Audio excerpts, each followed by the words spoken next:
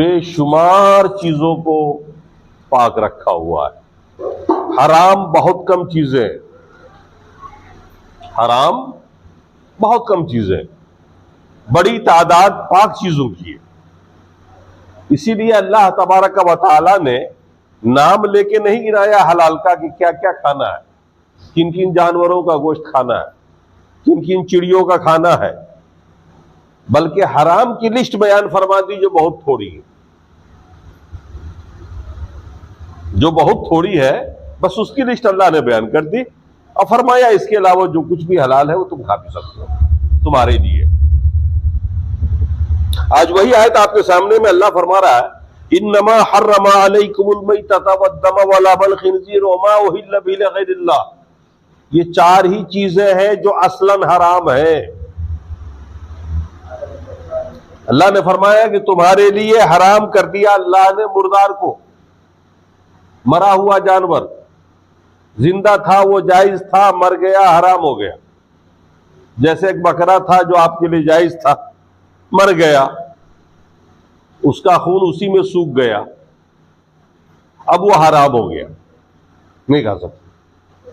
कोई भी मुर्दार जो जिंदगी में हलाल था, मर गया, वो हराम हो गया। हलाल जानवर जितने भी हैं,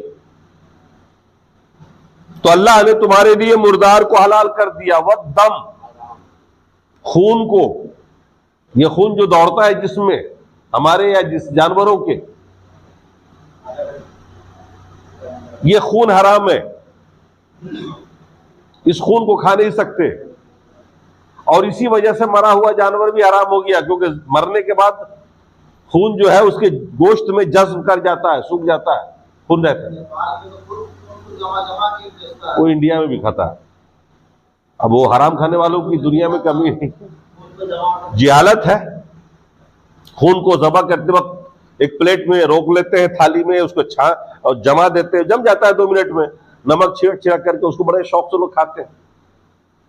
ये हराम खाने वाले जिनको इस शरीयत से मतलब नहीं, गैर मुस्लिमों में ये रिवाज है, पहले कभी दौरे जाहिलियत में मुसलमानों में भी था, वो भी खाते थे। ये खून हराम है क्योंकि कीटाणु है, ये सयाल चीज है। अल्लाह तबारक व तआला ने इनको 3 जरासीम से मिलकर बनाया हुआ। विशेष इसकी तफसीर डॉक्टर साहब कर सकेंगे, क्योंकि ये लोग खून टेस्ट करते हैं, ये लोग जानते हैं कि खून में क्या क्या पाया जाता है, और वो खून हराम है, आपकी सेहत के लिए बहुत मुज़िर है। ये मुज़िर सेहत है, और सेहत एक बड़ी नेमत है, और अल्लाह ताला ने ऐसी तमाम चीजों से मना कर दिया आपको जो आपकी सेहत को नुकसान पहुंचा सके।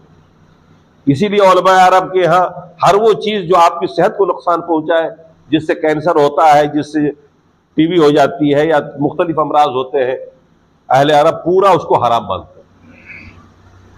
यहां तक कि वो तंबाकू भी जो आमतौर से हमारे यहाँ खाया जाता है, उसको भी अहले अरब हराम मानते हैं, क्योंकि इससे आपकी सेहत को नुकसान पहुंचता है। हिंदुस्तान में उलमा हनाफ इसको मकरूह मानते हैं, हालांकि सेहत को नुकसान देने वाली चीज तो है ही है। सबको ना सही, लेकिन इस तरह के केसेस तो आपके सामने आते ही रहते हैं कि कैंसर हो गया, क्या क्या हो जाता है, लोग बीमार होते हैं। तो बहरहाल अल्लाह ने खून को हराम कर दिया। वलहमल खिंजीर, सूअर का गोश्त हराम, बहुत जाहिर है क्योंकि नजिसुल आइन है, वो निजासत है, वो एक ऐसी निजासत है जिसको कितना भी आप पाक कर लें, पाक नहीं हो सकता। तो कोई भी चीज जिसके अंदर निजासत असलिया पाई जाए, वो चीज हराम ही होती है, क्योंकि किसी गोश्त के हराम होने की वजह 2 ही होती है, या तो निजासत या करामत। आदमी का गोश्त हराम है, आदमी का गोश्त खाना हराम है, हालांकि नजीस नहीं है। ये क्यों हराम है? करामत की वजह से, इसकी बुजुर्गी और शराफत की वजह से। घोड़े का गोश्त पाक है, गधे का गोश्त पाक है, लेकिन हराम है। हराम इसलिए है कि इंसान के सवारी के काम आता है, बार बारदारी बोझ उठाने के काम आता है। तो किसी चीज की हुर्मत की 2 कारण हो सकते हैं, दोनों में से कोई एक, या तो वो निजासत है, जैसे कि खिंजीर, पाखाना, पेशाब, ये निजासत कुबरा कहलाता है। ये ऐसी निजासत जिसको आप कितना भी धो लें, डिटॉल से धो ले, लाइफ बॉय से धो ले, पाक होने वाला नहीं। ये सब हराम है। और वो निजासत जिसको पाक किया जा सके, जैसे आपके कपड़े पे निजासत लग जाए, पाखाना पेशाब लग जाए, धोने के बाद कपड़ा पाक हो जाता है ना, नापाक तो नहीं रहता, उसका इस्तेमाल जो है। तो अल्लाह ताला ने सिर्फ आपको हराम की लिस्ट दी है, बाकी जितनी भी चीजें हलाल है। अल्लाह के रसूल से साहबा ने एक बार पूछा, या रसूलल्लाह हम समंदर में सफर करते हैं, कश्तियों पे कई दिन पानी में रह जाते हैं, अपने साथ थोड़ा सा पानी ले जाते हैं, अगर उससे हम वुजू करें तो हम फिर प्यासे मर जाएंगे, पीने के लिए ले जाते हैं, तो क्या हम समंदर के पानी से वुजू कर सकते हैं? खारा पानी होता है, नमकीन होता है ना, क्या हम उससे वुजू करके नमाज पढ़ सकते हैं? अल्लाह के रसूल ने फरमाया कि उसके पानी पाक है, माऊहा तहूरन व मैततुहा हलाल, औ कमा क़ाल। माऊ तहूर ऐसी अल्फाज है, हदीस के मफहूम यह है कि उसके मुर्दार भी तेरे लिए हलाल है। समंदर का जो मुर्दार जानवर हो जाए वो भी तेरे लिए हलाल है, मरा हुआ मछली, क्योंकि मछली में खून नहीं होता। पानी में रहने वाले जितने भी जानवर हैं उसके अंदर खून नहीं होता। खुश्की पे रहने वाले जितने जानवर हैं उनमें खून होता है। इसलिए मछली मरी हुई भी हम खाते हैं कि नहीं खाते हैं, उसको ज़बह करने की जरूरत नहीं, उसमें खून होता ही नहीं। और वो जो खून दिखता है आपको बज़ाहिर, कुछ लोगों को ताज्जुब हो रहा है कि जब मछली का पीस बनाते तो खून निकलता तो है। तजर्बा करना हो तो उस खून को थोड़ी देर जमीन पर छोड़ दीजिएगा, आधा घंटे के बाद देखिएगा वो पानी होकर बदल जाएगा, खून खत्म हो जाएगा। खून तो वो है जो अपनी हैसियत तो हकीकत में रहे। आपके कपड़े पे जिसमें खून लग जाता है जानवरों का, वो चाहे 5 दिन के बाद देखिएगा वो वैसे का वैसे धब्बा होगा। जमीन पे डाल दीजिए, 10 दिन के बाद आइएगा तो भी खून का वो थक्का बधा हुआ ही रहेगा वो। लेकिन मछली का तो खत्म हो जाता है, वो पानी में तब्दील हो जाता है। तो मरे हुए जानवर की हुर्मत की दरअसल वजह खून का उसकी जिस्म में खुश्क हो जाना है और ज़बा नहीं होना है बिस्मिल्लाह से। बहरहाल ये चीजें हराम हुई। वमा उहिल्ल बिही लिगैरिल्लाह, इसको समझिए। और उन जानवरों का भी गोश्त हराम है जिनको अल्लाह के अलावा किसी और की कुर्बत के लिए ज़बह किया गया हो। बकरा है या कोई भी हलाल जानवर जिसको हम कुर्बतन अल्लाह के नाम से ज़बह करते हैं, जैसे कुर्बानी के मौके पर जो जानवर आप ज़बह करते हैं, जाहिर सी बात है उस जानवर के ज़बह करने से गोश्त खाना मकसूद नहीं होता है।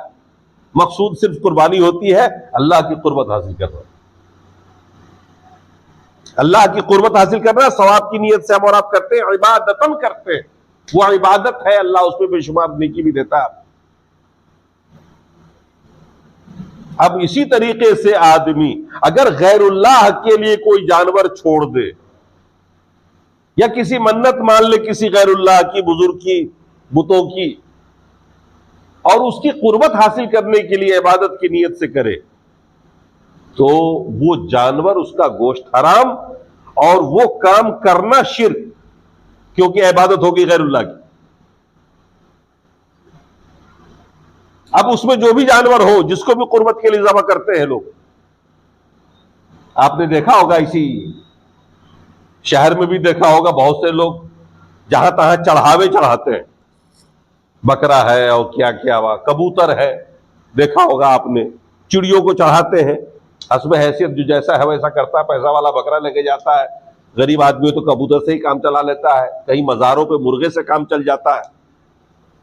ये सब क्या है?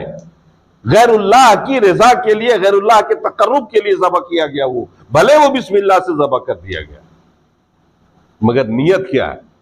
इसलिए उस गोश्त का खाना हराम, वो जानवर हराम हो गया, गोश्त हराम हो गया, और वो अमल करने वाला तो मुशरिक हो गया, शिर्क हो गया, अपनी जगह पर है वो। तो ये 4 किस्म की चीजें हराम है, अल्लाह ताला ने आपको लिस्ट दे दिया, उसके अलावा सब आपके लिए जायज़।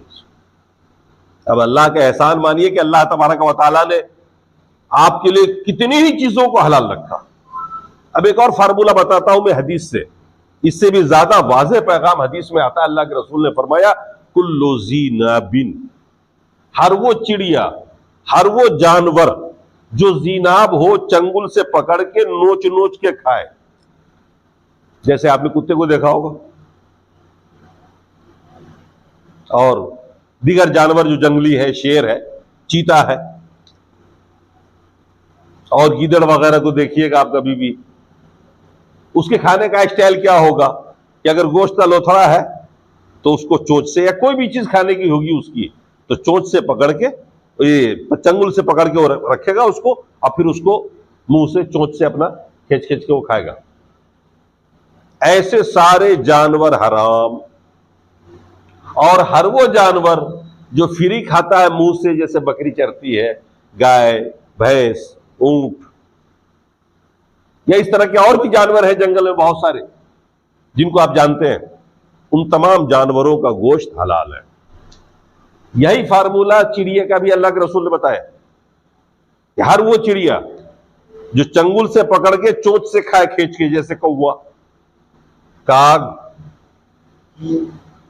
और इस तरह से बेशुमार चिड़िया है, देखिएगा आप खाते हुए उसको, वो सब हराम है। चंगुल से पकड़े और चोंच से खींच के खाए।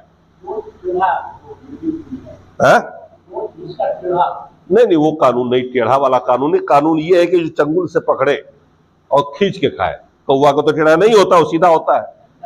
तो ये फार्मूला नहीं, फार्मूला ये है कि जो चंगुल से पकड़ के चोंच से खींच के खाए, वो सारे हराम। और जिन चिड़ियों में ये आदत नहीं बल्कि डायरेक्ट खाने की आदत है, चाहे वो छोटी चिड़िया हो, बड़ी चिड़िया हो, वो सब हलाल। तो अब इससे बात आपके सामने में वाज़ेह हो गई, फार्मूला आपने समझ लिया, और इस बुनियाद पर आप फैसले कर सकते हैं। बहरहाल ये चारों चीजें हराम है। इसके बावजूद अल्लाह की मेहरबानी देखिए, फमन इत्तुर्र गैर बागिन वला आदिन फला इस्मा अलैह। इसके बावजूद भी अगर कोई इन चारों में से कोई चीज खाने पे मजबूर कर दिया गया या मजबूर हो गया, गैर बागिन ख्वाहिश नहीं रखता था, वला आदिन उसे आदत भी नहीं है खाने की, लेकिन मजबूर हो गया। मुमकिन है किसी जंगल में आप फंस गए, एक वाकया पेश आया था, एक हवाई जहाज का एक्सीडेंट हो गया, एक औरत बची थी उसमें, सिर्फ खुद उसका बच्चा भी उस एक्सीडेंट में मर गया था। वो जहाज गिर गया था जंगल में, यूरोप का यह हादसा है। एक हफ्ते तक तलाश किया जाता रहा, लेकिन जंगल में होने की वजह से हेलीकॉप्टर से तलाश करने वालों को पता नहीं लग रहा था। अब वो औरत मजबूर थी, वो उसी मुर्दे का गोश्त खा खा के रही, वो उसका पानी खा के जीती रही, यहां तक के लास्ट में अपने बच्चे का भी गोश्त खाया उसने। तो ऐसी कभी मजबूरी आ जाए कि इन चारों में से कोई हराम खाना मजबूरी बन जाए, अल्लाह न करे कभी ऐसा हो जाए और वो हराम खाना मजबूरी बन जाए, उसकी ख्वाहिश नहीं थी, मन से नहीं खा रहा था, मजबूरी थी, ना उसके खाने की आदत थी। अल्लाह ने फरमाया फमन इत्तुर्र गैर बागिन वला आदिन फला इस्मा अलैह। जो शख्स मजबूर हो गया इसके खाने पर, ख्वाहिश नहीं रखता, आदत भी नहीं है, तो उस पर कोई गुनाह नहीं है। इन्नल्लाह गफूरुर रहीम, अल्लाह तबारक व तआला ऐसे लोगों को माफ कर देगा, बख्श देगा उसको। अब एक दूसरा संदर्भ आपके सामने में अल्लाह तबारक व तआला ने फरमाया लैसल बिर्रा अन तुवल्लू वजूहकुम क़िबलल मशरिक़ वल मग़रिब। जब तहवील क़िबला हुआ था तो बड़ा शोर मचाया था यहूदियों ने भी और मुशरिकीन ने भी। जैसे आप देखते हैं ना, हिंदुस्तान के अंदर थोड़ा सा कोई एजेंडा आ जाता है तो सारे जो है लग जाते हैं पीछे। आजकल देख रहे हैं कि पकड़ा गया, जेल में गया ट्रंप, और कीचड़ उछला जा रहा है इनके दोस्त पर। तो अब ऐसे ही मुसलमानों के जब तहवील क़िबला हुआ तो खूब यहूदियों ने उछाला। अल्लाह तबारक व तआला ने जवाब में इरशाद फरमाया लैसल बिर्रा अन तुवल्लू वजूहकुम क़िबलल मशरिक़ वल मग़रिब। नेकी इस बात में नहीं है कि तुम अपने चेहरे को पूरब या पश्चिम फेरो, इसमें कोई नेकी नहीं है। नेकी इसमें है कि अल्लाह के हुक्म की पाबंदी करो। मतलब साफ लफ्जों में नेकी इसमें नहीं है कि आप अपने रस्मों की पाबंदी करें। एक रस्म जो चला आ रहा था, आप रस्मों की पाबंदी करते हुए आप समझते हैं कि मुसलमान हो गए।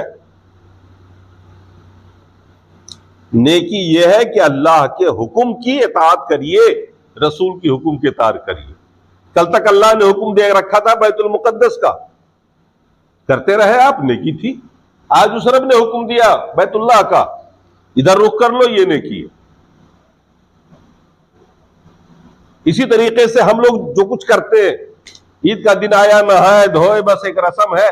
कई लोग ऐसे जो कभी नमाज नहीं पढ़ते, मगर ईद वाले दिन देखिएगा नहा धो के सेंट अतर लगा के बढ़िया कुर्ता, सब शक्ल इस सब में बैठे हुए होंगे। वो रस्मन आते हैं ना, वो रस्मन आते हैं ना। तो रस्मन आना और अल्लाह की फर्मा बरदारी में आना बहुत बड़ा फर्क होता है। नमाज को कोई रस्मन पढ़े, कोई आदतन पढ़े और कोई शौक से पढ़े, अल्लाह की इत्तबा और अल्लाह के हुक्म में पढ़े, जमीन और आसमान का अंतर होगा। बहुत से लोग हज करने जाते हैं, हज के मसाइल तक नहीं जानते, न उनको पता होता कि हज से क्या मिलना है। बस ये पता होता कि हाजी साहब कहलाएंगे, समाज और मुआशरे में गर्दन थोड़ी ऊंची हो जाएगी, इज्जत मिल जाएगी। बहुत ऐसे लोग हज के दिनों में देखेंगे पड़े हुए रहते हैं होटल में, न मीना में जाते हैं न मुजदलफा में जाते हैं। ये क्यों जाते हैं? एक रस्म पूरा करने जाते हैं, अल्लाह के हुक्म की पाबंदी नहीं करते। अगर करना होता ना तो फिर हर रस्म को अदा करते और दिल से अदा करते। तो अल्लाह ने फरमाया कि तुम लोगों ने यह समझ रखा है कि रस्म एक चला रहा था बैतुल मुकद्दस करने का, अब इधर कर लिया तो फिर गया। तो नेकी ये नहीं है कि तुम अपना रुख मशरिक या मगरिब की जानी करो। वलाकिन्नल बिर्रा मन आमन बिल्लाहि वल यौमिल आखिर वल मलाइका वल किताब वन नबीन। लेकिन नेकी तो यह है कि आदमी अल्लाह पर ईमान रखे, यौम आखिरत पर ईमान रखे, फरिश्तों पर ईमान रखे, आसमानी किताबों पर ईमान रखे और सारे नबियों पर ईमान रखे, और इन तमाम पर ईमान रखते हुए अल्लाह उसके रसूल की इताअत करे। और इसी सिलसिले में कहा गया वातल माल अला हुब्बी, और माल दे, खर्च करे महबूब होने के बावजूद। माल किसे महबूब नहीं? माल खर्च करे, माल दे महबूब होने के बावजूद कराबतमंदों को, जो करीबी रिश्तेदार गरीब हैं, मिस्कीन है, यतीम है, वल यतामा महल्ले के यतीमों को, वल मसाकीन मिस्कीनों को, वब्नि सबील मुसाफिरों को, वस्साइलीन फिल रिकाब और मांगने वालों को, साइल जो हकीकत में मोहताज होता है, और गर्दनें आजाद कराने के लिए गुलामी से, वह इकामत-उस-सलाह वात-ज़का, नमाज कायम करे, ज़कात दे, वल मौफून बिअहदिहिम, और अपने वादे को पूरा करे। जब वादा करे तो वादे को पूरा करे, एज़ा आहदू, जब वादा करे तो वादे को पूरा करे। वस्साबिरीन फिल बासा, और सब्र करने वाले हों मुसीबत में, वद्दर्रा, दर्रा जरर वक्त के वक्त, मुसीबत के वक्त सब्र करते हो, वलबासा, गुर्बत में सब्र करते हो, वहीन अलबास, और जिस वक्त के खौफ और गम लाहिक हो जाए दुश्मन की तरफ से। उलाइका लज़ीना सदक़ू, दरअसल ये लोग सच्चे हैं और यही लोग मुत्तकी हैं। ये गोया मुत्तकियों के औसाफ बयान कर दिए गए कि मुत्तकी वो होगा जो वादे को पूरा करेगा, मुत्तकी वो होगा जो माल से मोहब्बत होने के बावजूद करीबी रिश्तेदारों पे खर्च करेगा, मुसाफिरों पे करेगा, यतीमों पे करेगा, मिस्कीनों पे करेगा, साइलिन को भी नहीं भगाएगा, उन्हें भी देगा, गर्दनें आजाद कराने में खर्च करेगा, नमाज कायम करेगा, ज़कात देगा, और मुसीबत के वक्तों में वो सब्र भी करेगा। ऐसे लोगों के बारे में अल्लाह ने फरमाया सच्चे ये लोग हैं। रस्म की पाबंदी दीन नहीं है, बल्कि अल्लाह उसके रसूल की हुक्म की पाबंदी दीन है। ये फार्मूला समझ में आया इन तमाम आयतों से। अक्सर लोग ये समझते हैं कि ये रसूम है, इस महीने में ये होना है, इस दिन में ये काम होना है, इस दिन में ऐसा होना है, हमें उस रस्म की पाबंदी करनी है। ईद आ गई, कपड़े खरीदना है, बनने हैं भैया, कपड़ा खरीदना कहाँ जरूरी है ईद वाले दिन? ये तो आपका अपना रस्म है, पैसा है, खर्च कर रहे हो आप, अच्छी बात है, अल्लाह ने दिया, पहनो। लेकिन ये लोगों ने समझ लिया कर्जा लाला करके, सूदी कर्जा लाला करके कपड़े बनाते, एक एक नहीं कई कई बनाते हैं, जरूरत से ज्यादा बनवाते हैं। ये रस्म है, ये दीन नहीं है। तो अल्लाह ने मिजाज दिया कि हमें इन कामों को करना चाहिए अल्लाह पर ईमान रखते हुए, इन तमाम बातों पर ईमान रखते हुए। ये है दीन। उसके आगे अल्लाह ने फरमाया, या अय्युहल्लज़ीना आमनू कुतिबा अलैकुमुल क़िसास, ऐ ईमान वालो तुम्हारे ऊपर क़िसास लिख दिया गया कत्ल की सूरत में। जब कोई आदमी किसी को कत्ल करे तो उस कत्ल के बदले कातिल को कत्ल करो। और फिर गिराया गया अल हुर्र बिल हुर्र, आजाद को आजाद कत्ल करे तो भी उसको उसके बदले कत्ल करो। वल अब्दु बिल अब्द वल उन्सा बिल उन्सा, गुलाम को गुलाम कत्ल करे तो भी, और औरत को औरत। ये सारे मसाइल बयान किए गए और आखिर में कहा गया वलकुम फिल क़िसास हयात या उलिल अलबाब, कत्ल करने में ही तुम्हारी जिंदगी है अक्ल वालो। कातिल को कत्ल कर देने में ही भलाई और जिंदगी है। अगर आप उस कातिल को कत्ल नहीं कीजिएगा उस मकतूल के बदले में, तब तो कत्लो क़िताल जारी ही रहेगा। लेकिन जब उस मकतूल को मालूम होगा कि अगर हम किसी को कत्ल करते हैं तो उसके बदले में हमें भी कत्ल किया जाएगा, तो फिर कोई कत्ल करेगा? कोई करेगा? तो जिंदगी किसमें? कत्ल करने में। यानी कातिल, मकतूल का बदला कातिल से लेने में जिंदगी है, यह अल्लाह फरमा रहा है। चुनांचे आप देखते हैं सऊदी अरब का यह कानून है, वहां कोई कत्ल नहीं करता इल्ला माशाअल्लाह। पूरे साल में कहीं एक केस आ गया तो वही बहुत बड़ी बात भी है, क्योंकि वहां कत्ल के बदले कत्ल। और अपने यहां देख लीजिए कितने लोग कत्ल किए जा रहे हैं, कितने लोग मारे जा रहे हैं, और पैसे के जोर पर अदालत के चक्कर लगा करके सारा मामला बराबर हो जाता। बड़े बड़े कातिलीन आज लीडर बने हुए, नेता बने हुए, बड़े बड़े ओहदों पर है, हम सब जानते हैं लेकिन कुछ नहीं कर सकते। उसका दाव पेच है, पैसा उसके पास।